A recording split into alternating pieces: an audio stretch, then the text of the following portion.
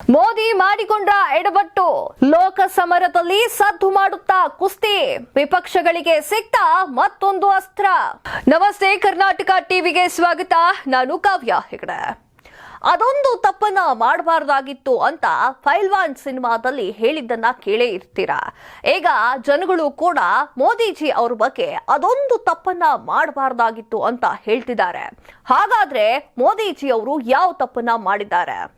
ಏನಂತಂದ್ರೆ ಈಗ ಚುನಾವಣೆ ಕೂಡ ಹತ್ರ ಬರ್ತಾ ಇದೆ. ಹಾಗಾದ್ರೆ ಮೋದಿಯವರು ಏನು ಎಡವಟ್ಟು ಮಾಡಿದ್ದಾರೆ, ಅದು ಯಾವ ತಪ್ಪನ್ನ ಅವರು ಮಾಡಿದ್ದಾರೆ ಅನ್ನೋದ್ರ ಬಗ್ಗೆ ಮಾಹಿತಿ ಇಲ್ಲಿದೆ ನೋಡಿ. ಸ್ನೇಹಿತರೆ, ಲೋಕಸಮರ ಈಗಾಗಲೇ ಒಂದು ರೀತಿಯಲ್ಲೇ ಶುರುವಾಗಿದೆ. ಎಲ್ಲಾ ಪಕ್ಷಗಳು ಒಂದೊಂದಾಗಿ ತಯಾರು ಮಾಡಿಕೊಳ್ತಾ ಇದ್ದಾರೆ. ಹೀಗಿರುವಾಗಲೇ ಮೋದಿಯವರು ಒಂದು ಎಡವಟ್ಟು ಮಾಡಿಕೊಂಡಿದ್ದಾರಾ ಎನ್ನುವ ಪ್ರಶ್ನೆ ಎಲ್ಲೆಲ್ಲೂ ಮೂಡಿದೆ. ಅದೇನು ಅಂದ್ರೆ ಅದುವೇ ಸಾಕ್ಷಿ ಮಲ್ಲಿಕ್ ವಿಚಾರ. ಇದೇ ವಿಚಾರವು ಕರ್ನಾಟಕದ ಸೋಲಿಗೆ ಒಂದು ಕಾರಣವಾಗಿತ್ತು ಅನ್ನೋದನ್ನ ಮೋದಿಯವರು ಮರೆಯಬಾರದು. ಇದು ಲೋಕಸಭೆ ಚುನಾವಣೆಯಲ್ಲಿ ಮುನ್ನಡೆಗೆ ಬಂದಿದ್ದ ಬಿಜೆಪಿಗೆ ಇದು ದೊಡ್ಡ ಎಡವಟ್ಟು ಆಗುತ್ತಾ ಎನ್ನುವುದು ಮಾತುಗಳು ಕೇಳಿ ಬರ್ತಾನೆ ಇದೆ. ಹಾಗಾದ್ರೆ ಏನಿದು ವಿಚಾರ? ಲೋಕಸಭೆ ಯಾವೆಲ್ಲ ರೀತಿ ಎಫೆಕ್ಟ್ ಆಗುತ್ತೆ ಅಂತ ತಿಳ್ಕೊಳ್ಳೋ ಮುಂಚೆ ಘಟನೆ ಏನಾಗಿತ್ತು ಅನ್ನೋದನ್ನ ತಿಳ್ಕೊಳ್ಳೋಣ ಬನ್ನಿ. ಸಾಕ್ಷಿ ಮಲ್ಲಿಕ್ ಈ ಹೆಸರು ಇಡೀ ದೇಶಕ್ಕೆ ಗೊತ್ತಿರೋ ಹೆಸರು.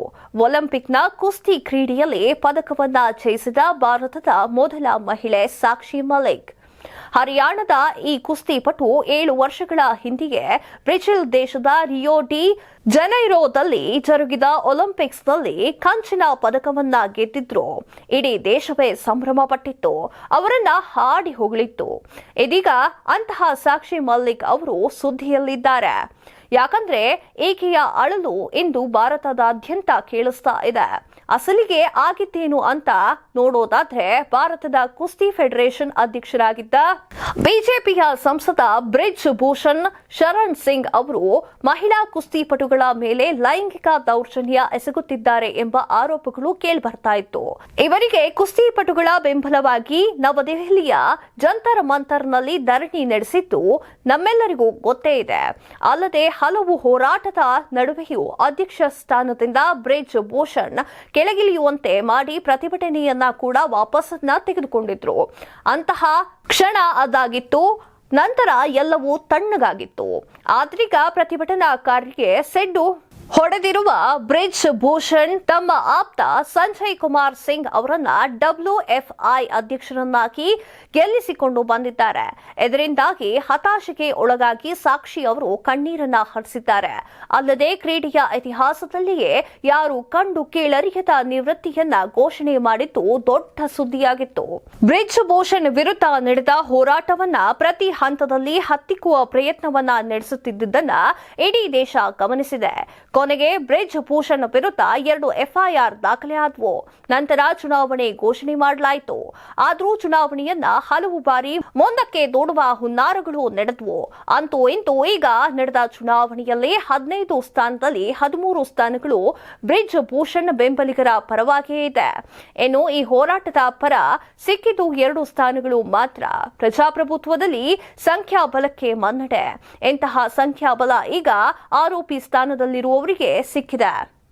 ಆದ್ರೆ ಸ್ನೇಹಿತರೆ, ನಿಮಗೆ ಗೊತ್ತಿರಲಿ, ಈ ಪ್ರಕರಣದಲ್ಲಿ ನಿಜಕ್ಕೂ ಸೋತಿದ್ದು ಕ್ರೀಡಾ ಸಚಿವಾಲಯ ಹಾಗೂ ಭಾರತ ಒಲಿಂಪಿಕ್ ಸಂಸ್ಥೆ. ದೇಶಕ್ಕೆ ಕೀರ್ತಿ ತಂದ ಕ್ರೀಡಾಪಟುಗಳ ಹಿತ ರಕ್ಷಿಸುವ ಕೆಲಸ ಪ್ರಾಮಾಣಿಕವಾಗಿ ನಡೆಯಲಿಲ್ಲ. ಆದ್ರಿಂದಾಗಿ ಈ ವರ್ಷದ ಜನವರಿಯಿಂದ ಇಲ್ಲಿಯವರೆಗೆ ಈ ಪ್ರಕರಣ ಇನ್ನೂ ಸುದ್ದಿ ಮಾಡ್ತಲೇ ಇದೆ. ಅಂತಾರಾಷ್ಟ್ರೀಯ ಮಟ್ಟದಲ್ಲಿ ನಮ್ಮ ದೇಶದ ಮಾನ ಹರಾಜು ಆಗಿದೆ. ಇನ್ನು ಮೋದಿ ಸರ್ಕಾರ ಬ್ರಿಜ್ ಭೂಷಣ್ ಅವರನ್ನ ಉಳಿಸಲು ಪ್ರಯತ್ನ ಪಡ್ತಾನೆ ಇರೋದಂತೂ ನಿಜ. ಇನ್ನೊಂದು ವಿಚಾರ ಏನಂದ್ರೆ, ಬ್ರಿಜ್ ಭೂಷಣ್ ವಿರುದ್ಧ ಲೈಂಗಿಕ ದೌರ್ಜನ್ಯ ಎಸಗಿದ್ದಾರೆ ಅಂತ ದೂರು ನೀಡಿದ್ದು 15 ರಿಂದ 20 ಕುಸ್ತಿಪಟುಗಳು.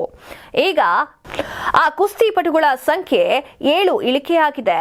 ಹಿಂಬಾಗಿಲಿನ ರಾಜಕಾರಣದ ಮೂಲಕ ಸಂತ್ರಸ್ತೆಯ ಧ್ವನಿ ಅಡಗಿಸುವ ಹುನ್ನಾರವನ್ನ ನಡೆಸಲಾಗಿದೆ ಎಂದು ಒಲಿಂಪಿಕ್ ಕುಸ್ತಿಪಟು ಬಜರಂಗ್ ಪುನಿಯಾ ಅವರು ಆರೋಪ ಮಾಡಿದ್ದಾರೆ. ಅಲ್ಲದೆ ಪದ್ಮಶ್ರೀ ಪ್ರಶಸ್ತಿಯನ್ನ ಸರ್ಕಾರಕ್ಕೆ ಹಿಂತಿರುಗಿಸಿ ಪ್ರತಿಭಟನೆಯನ್ನ ದಾಖಲೆ ಮಾಡಿದ್ದಾರೆ. ಇಂತಹ ಘಟನೆಗಳು ಕ್ರೀಡೆಯಲ್ಲಿ ಬೆಳೆಯುತ್ತಿರುವುದು ಭಾರತದಂತಹ ದೇಶಕ್ಕೆ ಮಾರ್ಗವೇ. ಇತ್ತೀಚಿನ ದಿನಗಳಲ್ಲಿ ಭಾರತ ಕ್ರೀಡಾಪಟುಗಳು ಉತ್ತಮ ಸಾಧನೆಯನ್ನ ಮಾಡ್ತಿದ್ದಾರೆ.